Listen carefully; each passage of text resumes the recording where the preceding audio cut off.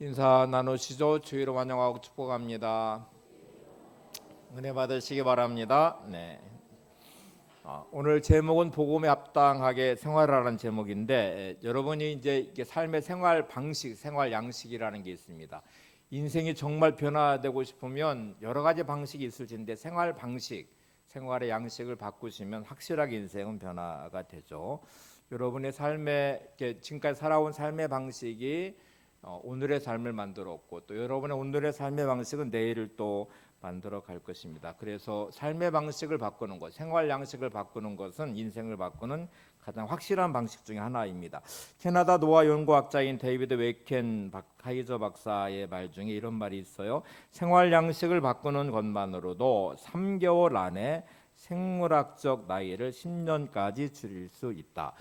여러분이 건강 검진을 하시면 이제 여러분의 실제 나이가 있고요, 또 신체 나이가 있습니다. 건강 검진하는 그 데이터를 가지고 당신의 신체 나이는 몇 세입니다 이렇게 나와 있는데 아마 대부분의 경우는 실제 나이보다 신체 나이가 젊은 분들이 많죠. 근데 몸 관리가 잘 안 되신 분들은 신체 나이보다 훨씬 더 실제 나이보다 훨씬 더 들은 신체 나이를 받아보게 될 텐데 이게 이제 생활 양식을 바꾸는 것만으로도 3개월 정도만 생활 양식을 바꾸어도 신체 나이를 10년을 줄일 수 있다는 통계 보고예요. 여러분이 음식 먹는 것 또는 생활 습관 또는 운동하는 것 이렇게 뭔가 생활 방식을 양식을 바꿔도 보통 한 10년 정도의 신체 나이를 줄일 수 있다고 하니까 좀 놀라운 보고이기도 하죠. 이게 건강에만 적용되는 게 아닙니다. 실제로 삶의 모든 부분에는 삶의 양식, 생활의 양식을 바꾸는 것으로 인생을 바꿔낼 수 있습니다. 예를 들어 볼게요. 늘 게임만 하는 학생이 있어요. 근데 이 아이가 게임하는 시간에 공부하는 것으로 생활 양식을 바꾸었습니다. 성적이 늘까요, 줄까요?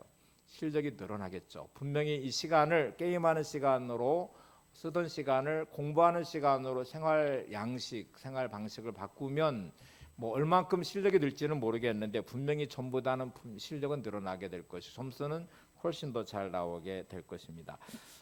여러분이 생활 양식 가운데 이렇게 부정적인 언어, 부정적인 생각, 비판적인 삶의 방식을 가지신 분들이라면 아마 제가 단언컨대 삶에 행복하지 않을 것입니다.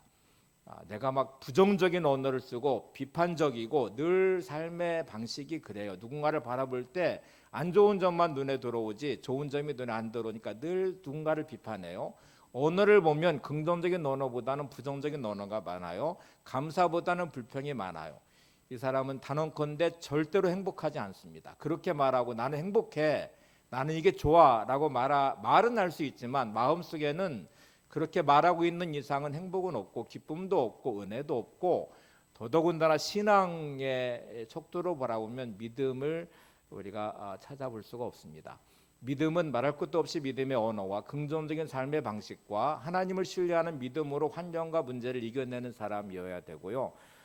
이 사람이 이 언어와 생각하는 방식을 바꾸는 것만으로도 삶은 많은 변화를 일으킬 수 있습니다. 만약에 부정적인 언어를 쓰던 사람이 긍정적인 언어를 쓰고요, 삶에 대해서 비판하고 원망했던 사람이 감사를 찾고 누군가를 향하여 좋은 마음을 품고 그를 향한 마음에 축복하는 마음으로 내 마음을 세우면 또 창의적인 생각을 가지고 살면 이 사람은 지금 당장 삶의 방식이 바뀜을 통해서 많은 변화를 경험하게 될 텐데 일단 마음이 평안함이 있고 또 놀랍게 기쁨이 스며들게 되고 감사하는 마음과 함께 자신의 삶을 사랑하는 방법도 찾게 될 것이고요. 또 삶에 많은 변화를 일으키게 될 것입니다. 그러니까 여러분 환경과 문제가 변화돼서 저 사람이 변화돼서 내 인생이 변화될 거야 이렇게 생각하지 마시고 여러분의 마음을 바꾸시고 생각을 바꾸시고 언어를 바꾸는 것만으로도 인생은 충분히 행복할 수 있고요. 또 많은 변화를 경험할 수 있습니다. 이게 신앙생활로 한번 적용해 볼까요? 신앙생활 한다는 게 도대체 뭘까요? 오늘 복음에 합당한 삶을 산다는 것이 도대체 뭘까? 이렇게 혹시 이제 질문을 해 보시면 성경은 예수님 안에 있을 때 우리는 새로운 피조물이 된다고 말합니다.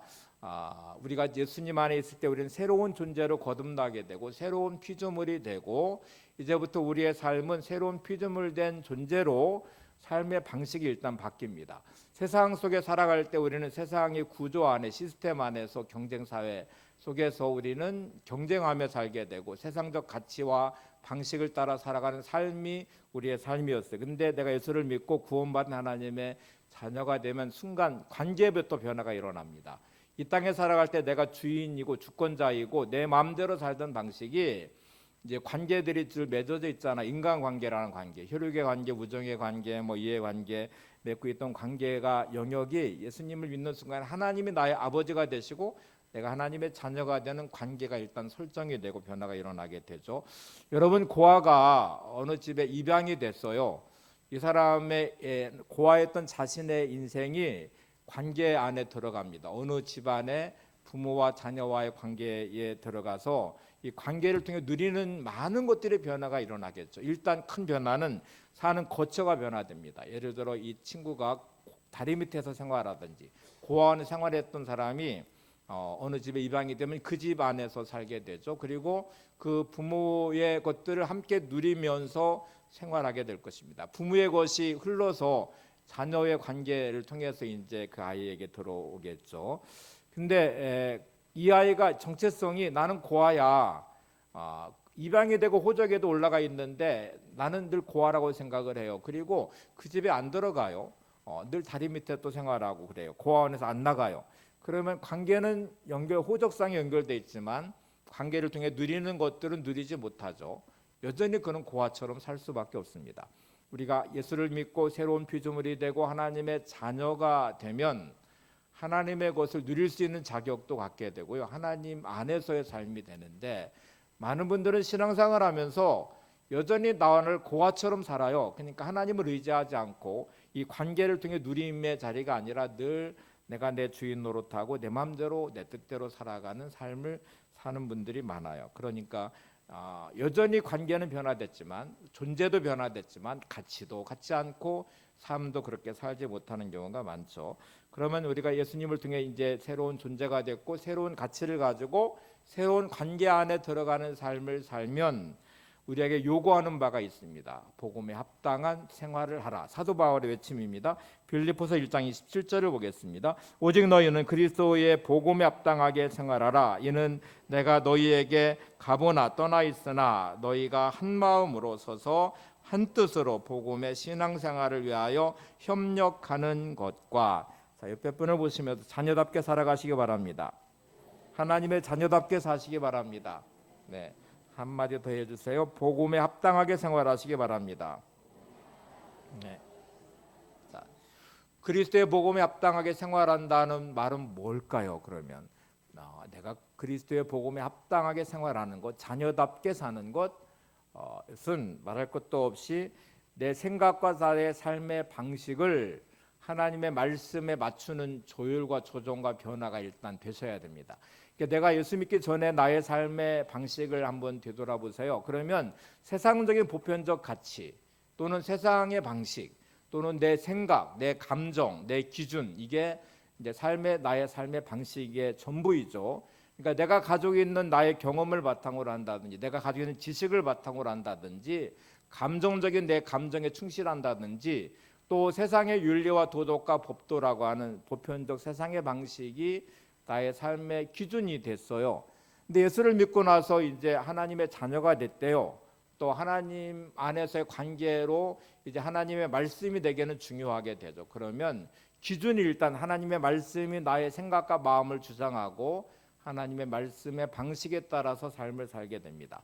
그리고 고아처럼 살지 않고 하나님 아버지가 계시니까 하나님 아버지를 향하여 의지하고 또 기도하고 예배하고 또 이렇게 순종하며 삶을 살아가는 삶이 되겠죠. 자, 이제 이런 방식의 변화를 한번 여러분이 생각해 보셔야 돼요.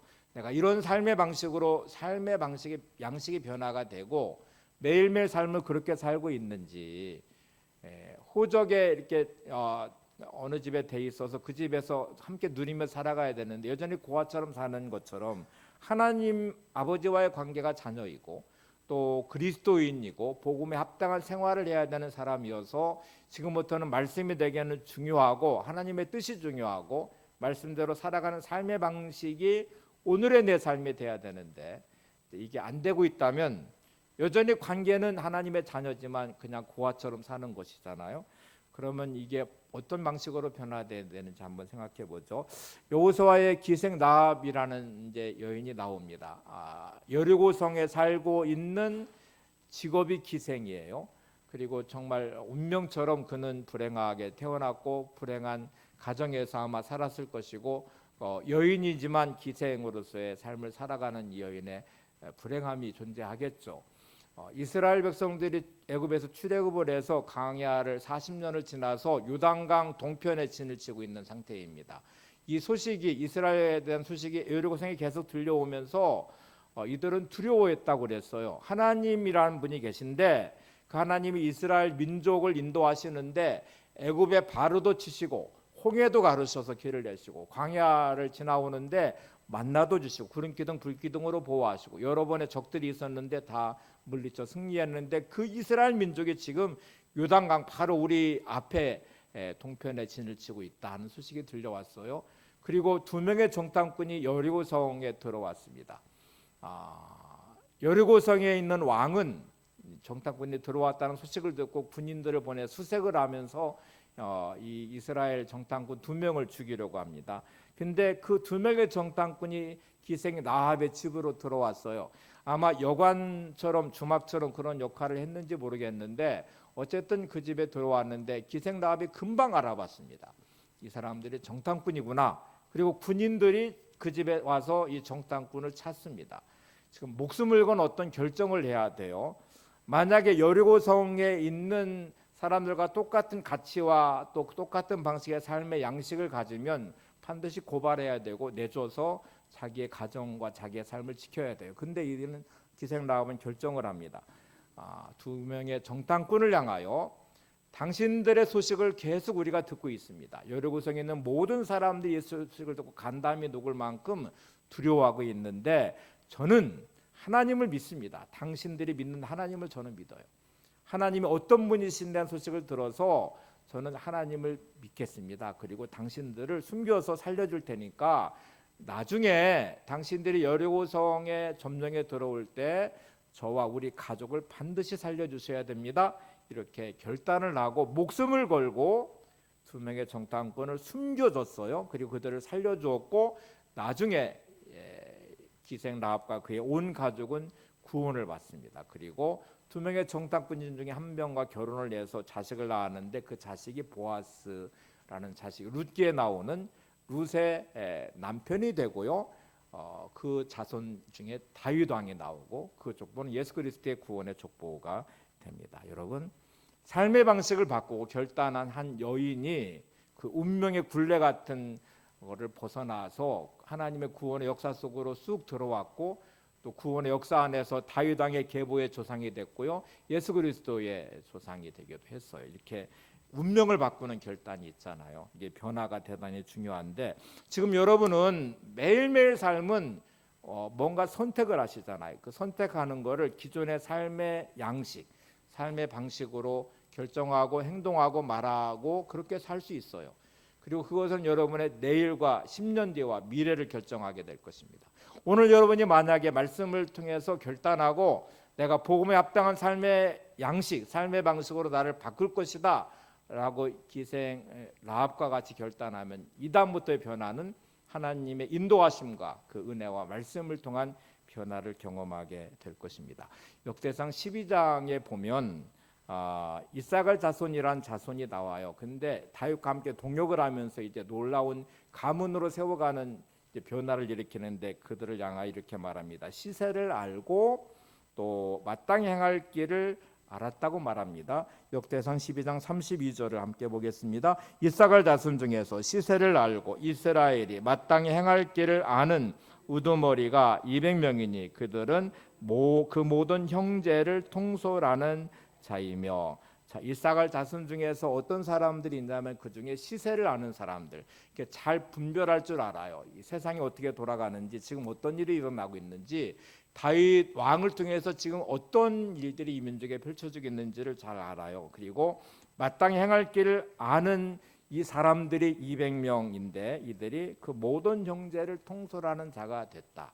지도자가 됐다는 말이에요. 그러니까 시세를 잘 알고 마땅히 행할 길을 아는 이 사람들의 행동 하나하나가 이제 변화가 돼서 이 지파의 지도자가 되고 또 훌륭한 다윗의 동역자가 돼서 나라를 세워가는 데 쓰임받게 됐다는 말이거든요. 자, 이제 우리가 정리를 한번 해보죠. 내가 지금 마땅히 행할 바라는 이 복음에 합당한 생활을 사는 사람으로서의 나의 삶이 오늘 내 삶의 모습인가를 한번 일단 정리를 한번 해보셔야 돼요. 여기가 정리가 안 돼 있으면 나는 예수 믿는 사람이야, 주님 안에 새로운 피조물이 됐어, 그리고 나는 하나님 아버지와의 관계가 연결된 하나님의 자녀야 라는 정체성이 내 안에 들어와야 되고, 이렇게 들어오면 일단 삶의 방식이 일단 바뀌어져야 돼. 새로운 피조물이 되고 지금부터 하나님의 뜻이 중요하고 말씀이 중요하니까 말씀에 따라서 살아가는 나의 삶의 양식이 여러분의 언어에도 행동에도 여러분의 가정생활에도 일터에도 관계에도 계속 이게 적용이 되고 있어요. 그러면 이제 중요한 변화가 생긴 거잖아요. 그럼 이 삶의 양식은 마치 3개월의 그 삶의 양식의 변화만으로도 10년의 신체 나이를 줄일 수 있다고 하는데, 공부하는 아이가 게임하는 걸 멈추고 공부하면 공부하는 실력이 늘어나는 것처럼 나도 그러면 영적 실력이 늘어나야 되겠구나 하고 생각하면 이 변화를 시작하시잖아요. 그러면 이제 큰 삶의 방식이 하나 형성이 돼요. 복음에 합당한 생활의 양식을 갖게 되는데, 그러면 우리 또 하나 생각해 보셔야 됩니다. 이 삶의 방식이 끌고 갈 나의 삶의 미래를 한번 바라보셔야 돼요. 세상의 방식으로 살아가는 삶의 양식은 사는 동안만 유효합니다. 여러분, 돈의 가치를 둔 사람이 있어요.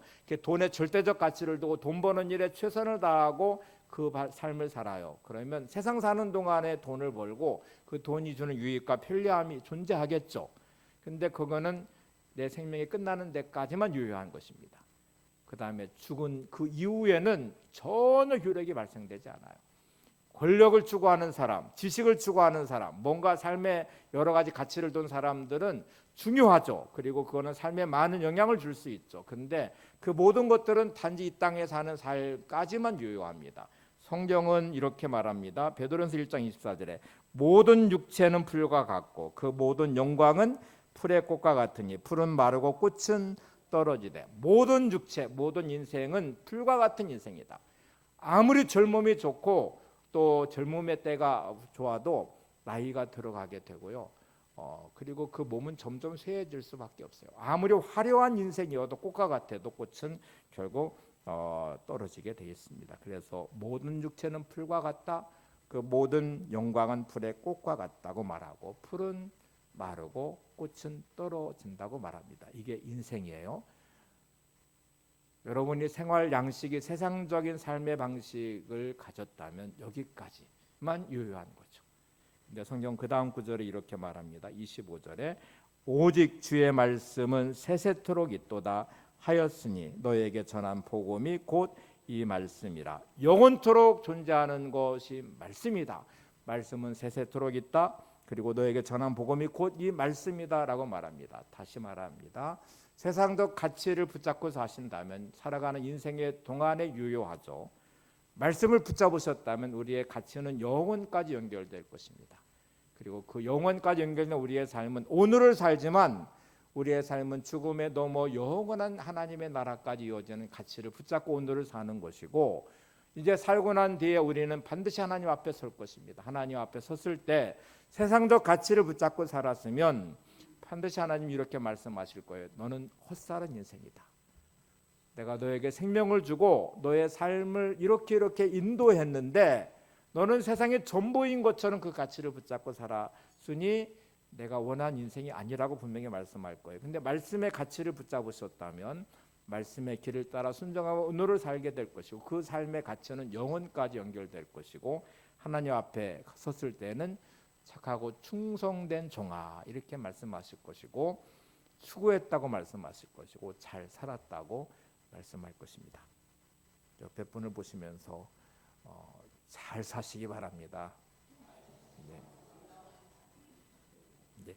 잘 살아야 돼요. 잘 사는 길은 복음에 합당한 삶을 사는 것입니다.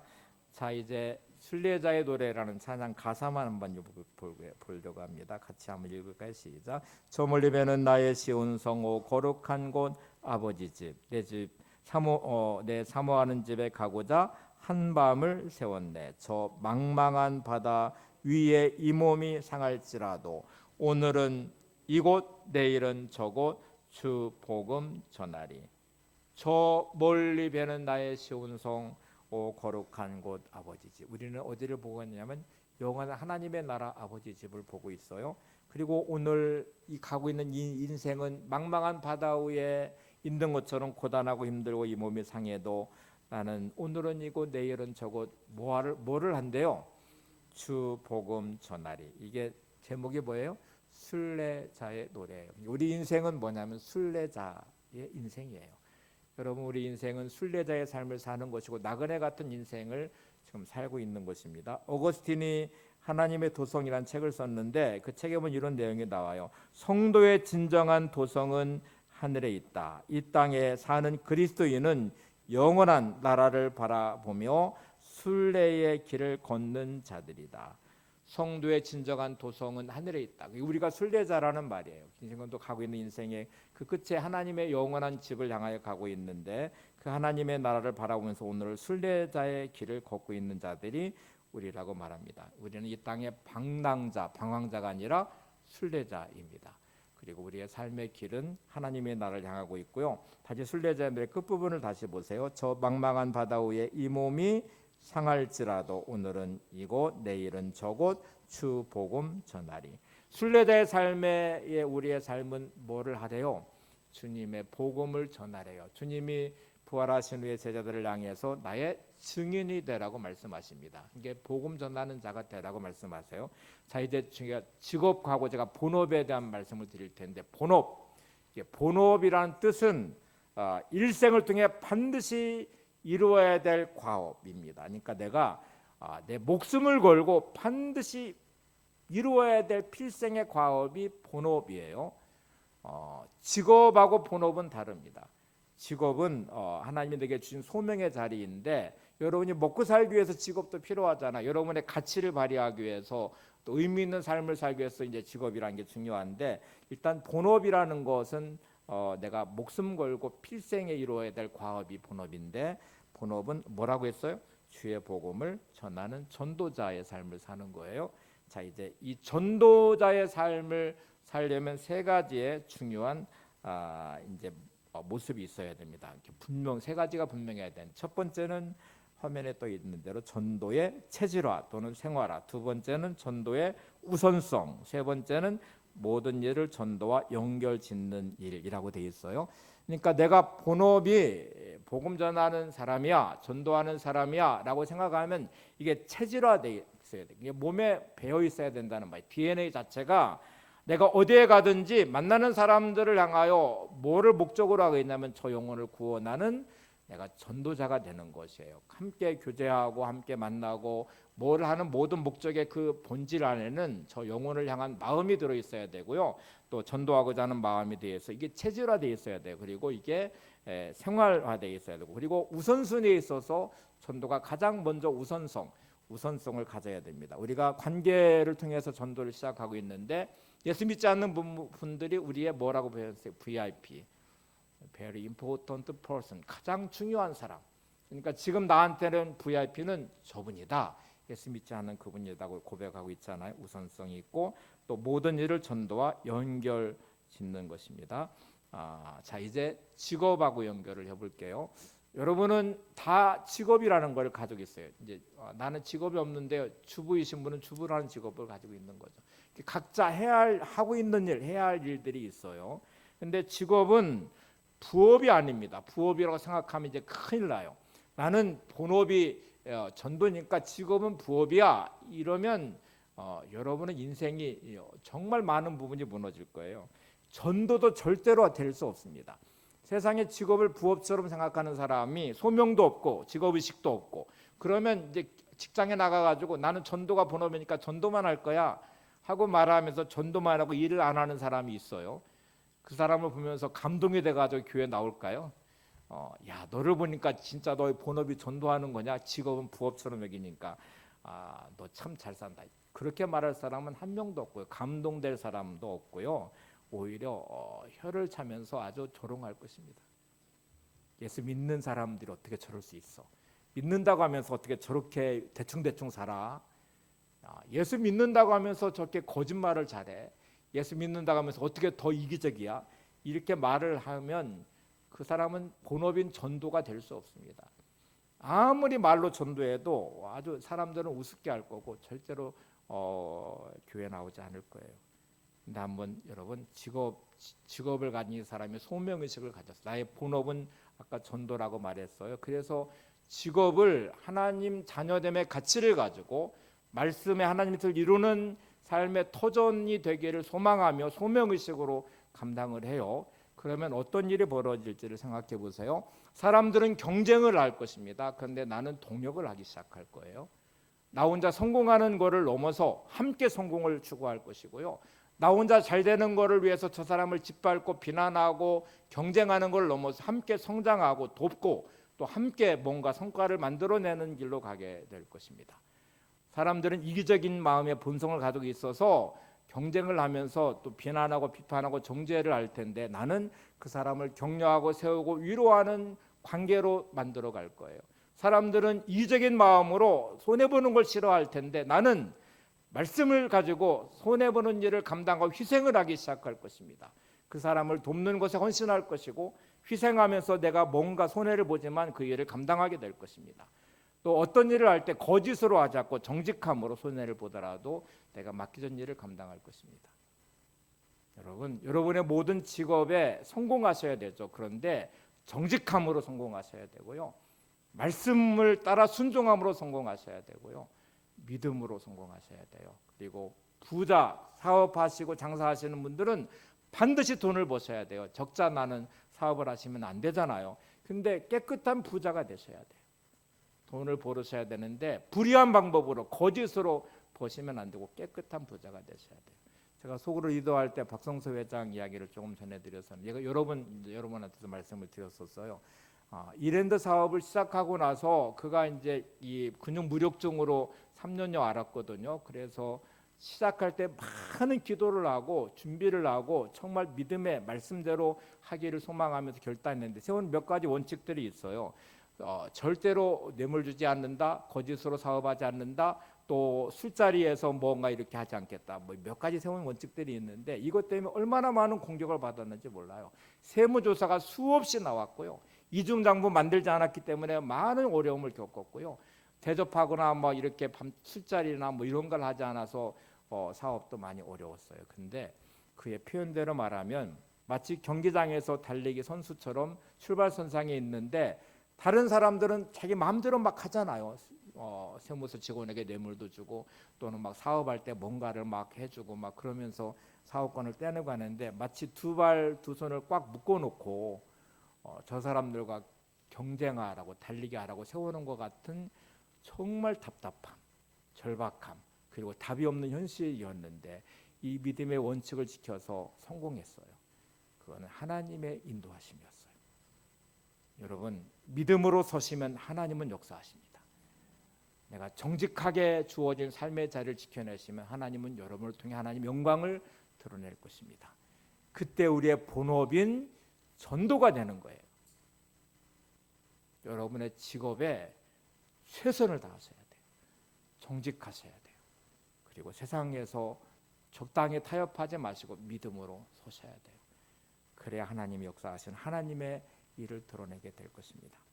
골로새서 3장 23절에 보시면 이렇게 말해요. 무슨 일을 하든지 마음을 다하여 죽게 하듯 하고 사람에게 하듯 하지 말라. 무슨 일을 하든지 여러분은 죽게 하듯 하셔야 되고 사람에게 하듯 하지 말라고 말합니다. 이제 이렇게 내가 정말 하나님이 주시는 삶을 삶의 양식, 삶의 방식을 복음에 합당한 자로서의 삶으로 내 자신을 세워가면 이제 우리는 하나님의 뜻을 이루는 삶을 살게 될 것입니다. 세계 헤비급 복싱 챔피언 조지 포먼이라는 분의 말 중에 이런 말이 있어요. 나에게 복싱은 바울의 텐트 만드는 일과 같다. 사도 바울이 천막 짓는 일을 하였지만 그의 본업은 어디까지나 복음 전도였다. 나의 소명과 본업은 복음 증거이다. 여러분 조지 포먼은 세계 권투의 헤비급 챔피언이었어요.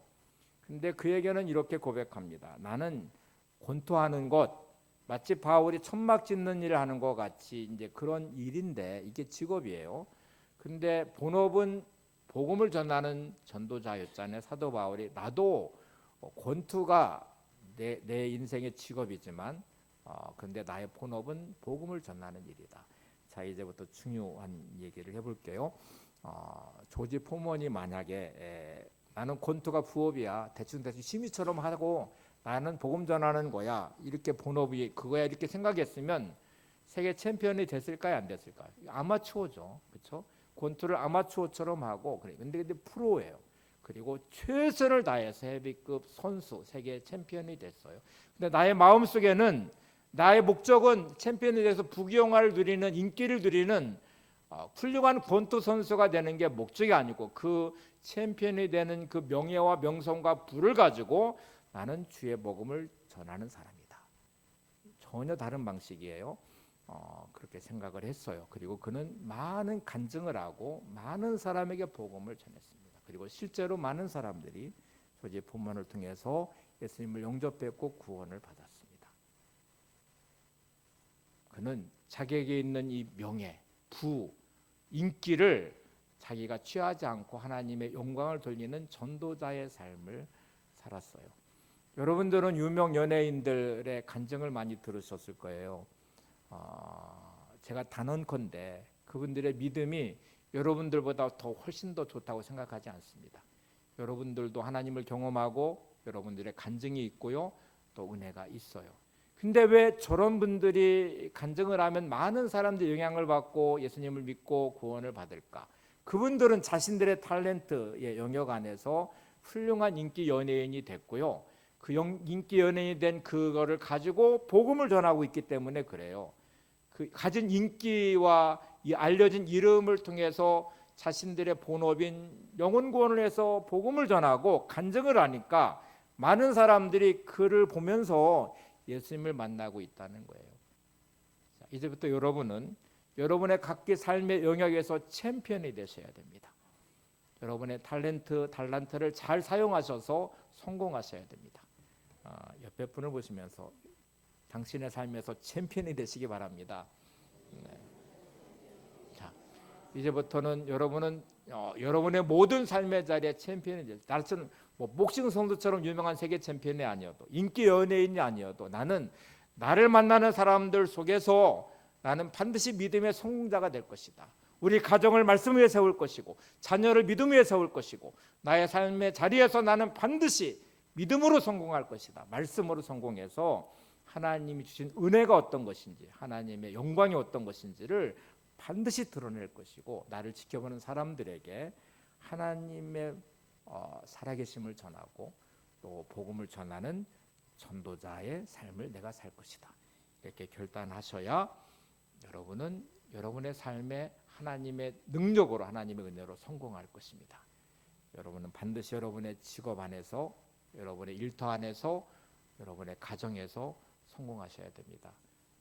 하나님의 주신 귀한 삶을 믿음으로 잘 살아내셔도. 이제 중요한 게 다음으로, 여기까지 잘 정리가 되셨으면 여기에 모든 시작점은 마음이에요. 그러니까 여러분, 환경이 아무리 좋아도요, 내 마음이 그거를 받아낼 수 있는 마음이 없다면 그거는 나한테는 기회가 될 수 없습니다. 환경이 아무리 나빠도 믿음으로 받아내면 여러분은 반드시 성공할 것입니다.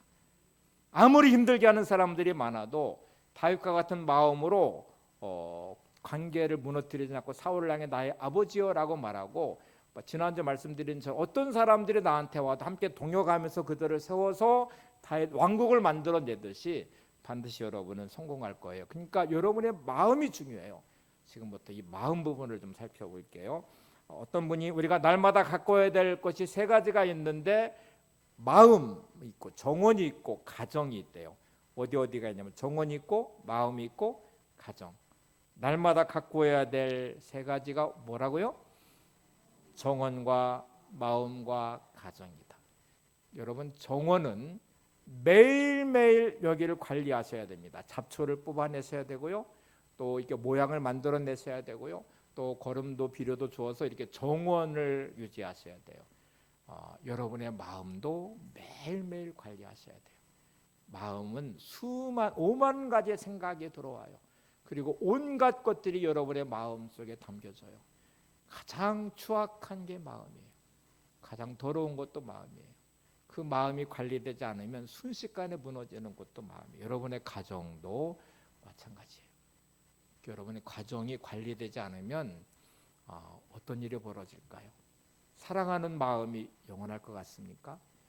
자녀를 향해서 부모는 내 목숨보다 소중해. 맞아요, 소중해요. 근데 어느 순간에 자녀의 섭섭한 마음이 들고 화가 들어오면 자녀를 원수처럼 여겨요. 자녀를 향해서 분노하는 부모가 있어요. 아내와 남편을 사랑하시죠? 사랑하죠. 근데 어느 순간 섭섭함이 들어오면 아내와 남편은 원수처럼 되어버려요.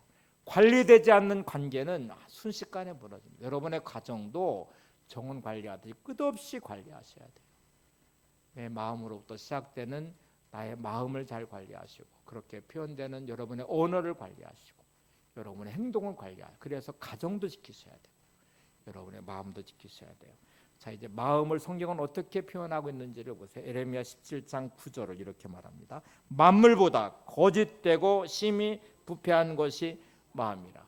가장 거짓되고 가장 부패한 게 뭐예요? 마음이에요. 여러분의 마음 누가 들여다볼 수 없는데 여러분의 마음은 온갖 것들로 썩어가고 있어요. 막 분노하는 마음으로, 원망하는 마음으로, 부정적인 마음으로 온갖 것들이 다 들어. 오만 가지 생각을 다 해요. 그 마음과 생각 속에서. 그래서 만물보다 거짓된 게 마음이다. 만물보다 심히 부패한 게 마음이다. 이렇게 성경은 단언하고 있습니다. 부정적인 언어와 불평의 말을 여러분이 내뱉었어요. 근데 마음은 이미 오만 가지의 막 온갖 부정적인 생각으로 가득 차 있고요. 분노심으로 가득 차 있고, 그게 단지 한마디의 말로 표현된 것뿐이죠. 여러분의 행동 하나가 이미 마음속에는 오만 가지의 수많은 생각으로 행동을 하고 있는 중이었어요. 어느 사람이 미우면 마음속에서 시작해요. 막 저를 어떻게 와서 한 대 때려봐, 막 죽여버릴까, 막 어떻게 할까, 오만 가지 생각을 하다가 다 이게 멈췄잖아요. 근데 마음속에는 계속 이 생각이 마음이 있어요. 그게 단지 어느 순간에 말 한마디로 표현됐죠. 네가 나한테 어떻게 그럴 수 있어 하는 말로든지 욕을 해버린다든지. 행동도 마찬가지겠죠. 예수님은 더 심각한 말씀을 하십니다. 마가복음 7장 23절 보세요. 또 이르시되 사람에게서 나오는 그것이 사람을 더럽게 하느니라. 속에서 곧 사람의 마음에서 나오는 것은 악한 생각 곧 음란과 도둑질과 살인과 간음과 탐욕과 악독과 속임과 음탕과 질투와 비방과 교만과 우매함이니 이 모든 악한 것이 다 속에서 나와 사람을 더럽게 하느니라. 아마 열거하면 더 수없이 열거할 수 있을 만큼 우리의 마음과 생각에는 얼마나 많은 추악한 것들이 들어있는지 몰라요. 음란과 도둑질과 살인과 간음과 탐욕과 악독과 속임과 음탕과 질투와 비방과 교만과 우매함이니 이 모든 악한 것이 다 어디서 나오냐면 마음에서 나와요. 여러분, 우리는 위선적이죠. 가면을 너무 잘 써요. 옆에 분을 한번 보실래요? 괜찮은 분 같죠? 네. 미소 짓고 있어요. 혹시 근데 마음속에 옆에 있는 분을 미워할지도 몰라요. 원망하고 있을지도 몰라요. 어떻게 알아요? 그 마음속에를. 겉에서는 웃고 있지만 속에는 막 끓어오르는 분노심이 있을 수 있어요. 우리가 부정할 수 없는 우리의 마음입니다. 이 마음을 도대체 어떻게 할 것인가? 이제 지금부터 이 마음이 너무 중요하죠. 고든 맥도널드라는 이 신학자는 이렇게 말합니다. 생각과 마음은 우리의 삶의 조정실이다. 창조주 하나님은 우리가 생각과 마음으로부터 외부 세계로 지향할 때 가장 안전하게 항해할 수 있도록 우리를 설계하셨다. 하나님이 창조한 우리의 마음은 어떤 역할을 하냐면 여러분 인생의 조정실이에요. 키를 잡고 있는 조정실. 항해를 할 때에 이 지도가 필요하죠. 잘못된 지도를 가지면 잘못 항해를 할 거예요. 그러니까 우리가 하나님 말씀의 영적인 인생 지도를 잘 가지고 있으셔야 되고요. 마음과 생각의 조정실이니까 이 조정의 키를 주님께 맡겨서 주님이 우리 인생을 항해하시도록 맡기셔야 되는데 우리는 한치 앞도 내다볼 수 없는 우리 인생의 내일을 향하여 어떻게 알아요? 우리가 1년 뒤를 어떻게 알아요? 근데 인생의 키를 잡고 안 놓아요. 내가 인생을 조종한다고 말하고 있어요. 이게 얼마나 위험한 조종이에요. 인생의 항해를 하고 있는데 지도를 볼 줄도 모르고, 인생 지도를 볼 줄도, 하나님 말씀의 영적 지도를 보고 주님이 나의 인생을 운행하도록 조종의 키를 맡겨서 주권자가 주님이셔야 되는데 내 마음대로 조정하면서 잘 되기를 바란다. 이게 말도 안 되는 거거든요. 그러니 여러분의 마음을 말씀으로 채워야 됩니다. 주님께 맡기셔야 됩니다. 주님 여러분의 마음을 주장하도록 하셔야 돼요. 이 온갖 침이 부패하고 더러워진 우리의 마음, 온갖 추악한 생각으로 가득한 이 마음을 날마다 말씀으로 청소하셔야 되고요. 말씀으로 여러분의 생각과 마음을 지키셔야 돼요. 하나님 말씀만이 영원하다고 했잖아요. 인생의 모든 것들은 다 풀과 같은 것이고 그 영화도 불의 꽃과 같은 것입니다. 무엇을 구했는가 그대는 나는 시가 있는데 그 시 한 구절을 제가 인용해 볼게요. 같이 한번 읽어볼까요? 목숨의 한 끝을 올무리 풀어헤쳐 애써 구하는 것은 바람되고 흙되고 물되어 흩어지는구나. 다시 보세요. 시작. 목숨의 한 끝을 올무리 풀어헤쳐 애써 구하는 것은 바람되고 흙되고 물되어 흩어지는구나.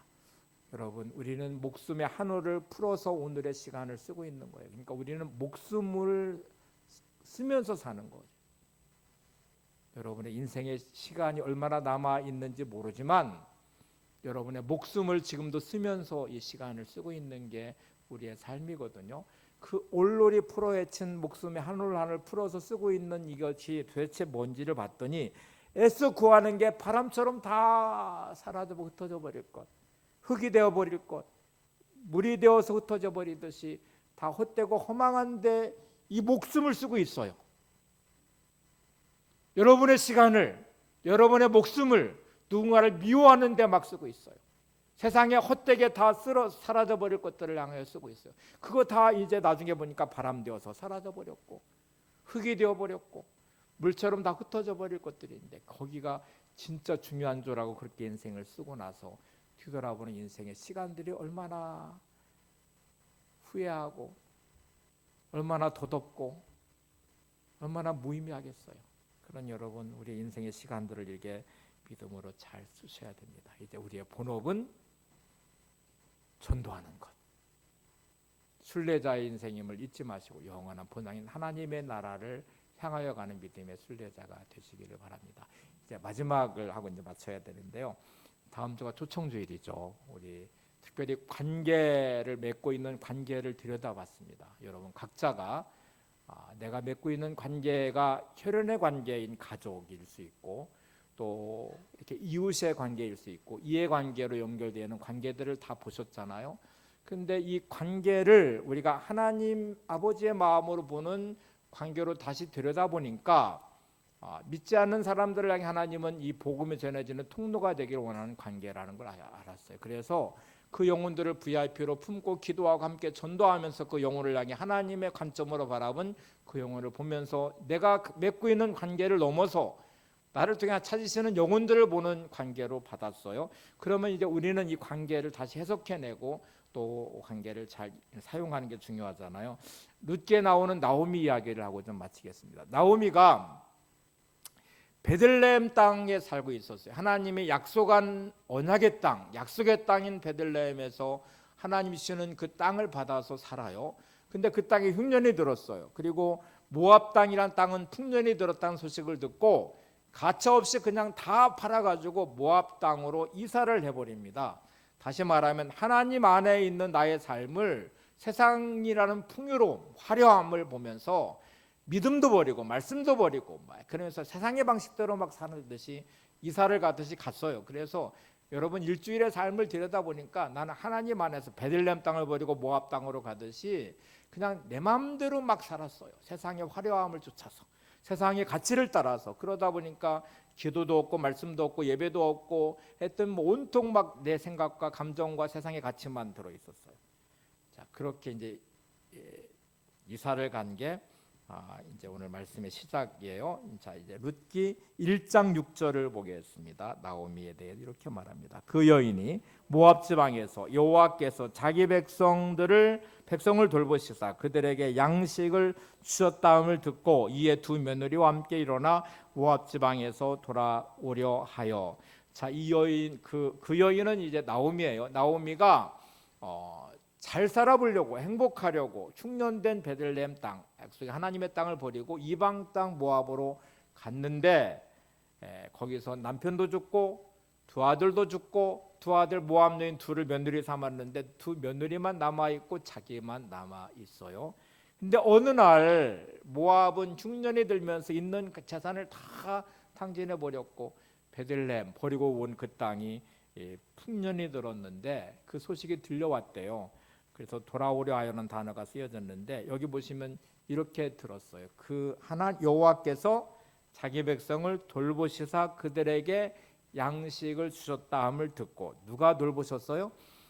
여호와께서, 하나님이 돌보셨다는 소식을 들었대요. 그리고 돌아왔대요. 이 돌아오다라는 단어가 히브리어로 슈브라는 단어입니다.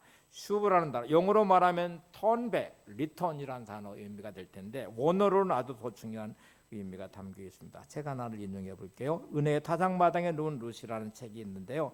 이 책에 보면 이렇게 돼 있어요. 유다의 풍년이 들었다는 소문과 함께 돌아오라는 음성이 중복되어 계속 나오미의 귓전을 두드렸다. 돌아오라, 돌아오라, 돌아오라. 그녀의 육적인 귀에 들리는 것은 유다의 풍년이 들었다는 소문뿐이었다. 그러나 그녀의 귀에는 또 다른 세미한 소리가 들렸다. 슈브, 슈브, 슈브. 자, 이제부터 이 말씀을 다시 돌아가 볼게요. 나오미가 베들레헴으로 슈브라는 돌아온다는 이 단어를 적용한 것은 단지 베들레헴에 풍년이 들었기 때문이 아니었어요. 자, 이제 앞에 있는 나오미는 어떻게 듣고 있어요? 여호와께서 자기 백성을 돌보사 그들에게 양식을 주셨다함을 들었대요. 들려오는 소식은 베들레헴에 풍년이 들었대. 내가 살고 있는 모압은 흉년이 들어서 나는 이제 여기서 더 이상 못 살 것 같아. 남편도 죽고 두 아들도 죽었어. 내가 어떤 땅에 버리고 온 땅이었어. 근데 들려오는 소식은 풍년이 들었다는 소식이었지만 실제로 그는 어떻게 듣고 있냐면 여호와께서 자기 백성을 돌보사 양식을 주셨다는 소리로 듣고 있어요. 이게 슈브라는 돌아오다는 단어입니다. 자, 이제 이 단어가 계속 반복해서 쓰여서 22절까지 12번을 썼어요. 돌아온다는 단어, 슈브라는 단어 12번을 쓰면서 22절에 이렇게 기록합니다. 룻기 1장 22절 보세요. 나오미가 모압 지방에서 그의 며느리 모압 여인 룻과 함께 돌아왔는데 그들이 보리 추수 시작할 때 베들레헴에 이르렀더라. 자, 이제 돌아오는 슈브라는 단어를 나오미는 어떻게 들어요? 하나님이 나를 부르시는 소리. 돌아오라, 돌아오라, 돌아오라 이렇게 부르시는 음성으로 듣고 그는 돌아오면서 슈브라는 단어를 썼어요. 그러니까 양식이 풍성한 땅으로 돌아오는 베들레헴의 돌아옴은 하나님이 돌보시는 땅, 하나님이 양식을 주시는 그 땅으로 돌아오는 돌아옴이에요. 그리고 그 돌아옴은 마침 추수 때가 돼서 돌아왔고 룻의 며느리는 보아스를 만나고 보아스와 결혼해서 자식을 낳고 그게 다윗 왕의 이제 계보가 되는 거잖아요. 앞에 우리가 라합도 살펴봤는데 직접적으로 이제 룻이 또 나오미가 이제 다윗 왕의 계보에 올라가게 돼요. 이때 이 슈브라는 돌아옴이란 단어를 적용했습니다. 12번이나 계속 쓰면서 룻기는 기록합니다. 자, 이제 은혜 타작마당에 누운 룻의 책 한 번을 더 인용하겠습니다. 나는 이것을 하나님의 신발 소리로 부르고 싶다. 아무런 말씀도 하지 않으시고 그저 슈브 슈브 슈브 하면서 저쪽에서 일하시는 하나님의 신발 소리 말이다. 하나님은 그 소리가 국경을 넘어 모압까지 들리도록 하셨다. 자, 오늘 이 저자는 이 룻기를 해석하면서 이렇게 표현했습니다. 나오미가 들었던 베들레헴의 땅의 풍년의 소식은 끝없이 하나님이 나오미를 향해서 부르시는 소리, 돌아오라, 돌아오라, 돌아오라는 슈브의 소리로 들었다고 말씀합니다. 지금 여러분, 하나님은 여러분을 향해서 오늘도 슈브, 돌아오라고 말씀하십니다. 힘들고 어렵고 때로 지치고 때로 절망스럽고 때로 원망하고 분노하는 여러분을 향하여, 지친 여러분을 향하여 이렇게 말씀하십니다. 수고하고 무거운 짐진 자들아 다 내게로 와, 내가 너희를 쉬게 하리라. 슈브, 여러분 향해서 돌아오라고 말씀하세요. 두려워하고 염려하시는 여러분을 향해서 두려워하지 말라, 내가 너와 함께함이라. 놀라지 말라, 나는 내 하나님이 됨이라. 아무것도 염려하지 말고 오직 모든 일에 기도와 간구로 너희 구할 것을 감사함으로 하나님께 아뢰라. 끝없이 하나님은 여러분을 향해서 슈브, 돌아오라고 말씀하세요. 목마른 자들아 다 내게로 오라, 이렇게 말씀하세요. 여러분 정말 힘들고 어려우시다면 오늘 이 음성을 들으셔야 돼요. 나를 향해서 돌아오라고 말씀하시는 하나님의 음성. 답이 없는 현실 앞에 오늘도 나의 답을 가지며 나를 향하여 돌아오라고 말씀하신 하나님의 음성, 이 슈브의 소리를 들으셔야 돼요. 그리고 여러분은 반드시 여러분의 관계를 맺고 있는 사람들을 보실 때 하나님 부르시는 음성으로 보셔야 돼요. 내가 너를 통해서 저 영혼을 찾고 있다. 너와 관계를 맺고 있는 인간적인 관계로 너는 생각하지만 나는 너를 구원하듯이 내가 너를 통해서 너를 증인 삼아서 네가 전도자가 되어서 나의 목소리가 되고 그를 초청했으면 좋겠다. 그 영혼을 불러서 이 거룩한 제단 앞에 세우고 함께 예배자가 됐으면 좋겠다. 여러분 부흥은 한 사람의 가슴으로부터 시작됩니다. 여러분의 가슴이 하나님의 부흥을 담아낼 수 있기를 바랍니다. 관계를 맺고 있는 많은 영혼들을 향하여 슈브라고 외치는 하나님의 음성의 소리가 여러분을 통해서 전해지시기를 바랍니다. 내가 힘들고 어려울 때 나를 부르시는 주님의 그 음성 안에서 내가 위로받았다면 이 위로가 그 영혼에게도 향할 수 있던 하나님의 소리가 되시면 얼마나 좋겠어요. 준비된 하나님의 사람들을 통해서 말씀이 이루어질 것이고 그 말씀이 이루어지면 여러분의 가정을 세울 것이고 회복시킬 것이고 여러분의 자녀들을 세울 것이고 여러분의 마음은 교회를 세워가며 하나님의 부흥의 귀한 자리에 세우게 될 것입니다. 오늘 다음 주 이제 초청주일과 함께 맥주 감사주일을 보내게 될 텐데 그냥 아무 생각 없이 보낼 수 있어요. 그것 누가 탓하겠어요. 하나님의 이 슈브의 소리를 담으셨다면 여러분이 돌아오셔야 되고 그 마음으로 영혼을 바라보신다면 여러분은 복음에 합당한 사람으로서의 생활을 시작하신다면 여러분의 본업에 충실하신 거룩한 하나님의 사람들이 되시기 바랍니다. 찬양 가사 한번 보세요. 하나님의 사랑 주님의 눈물 온 세상 임하여 잃어버린 영혼 찾아오신 주님, 지금도 우리를 사랑해. 2000년 전 하늘 보다 버리고 이 땅에 오신 주 하나님 어린 양 대사 생명 주며 이를 증거하라 하시네. 나는 믿네 거저받은 귀한 사랑 그 누가 대신하리요. 나의 생명 다할 때까지 그 사랑을 전하리라. 이렇게 찬양하고 기도하겠습니다.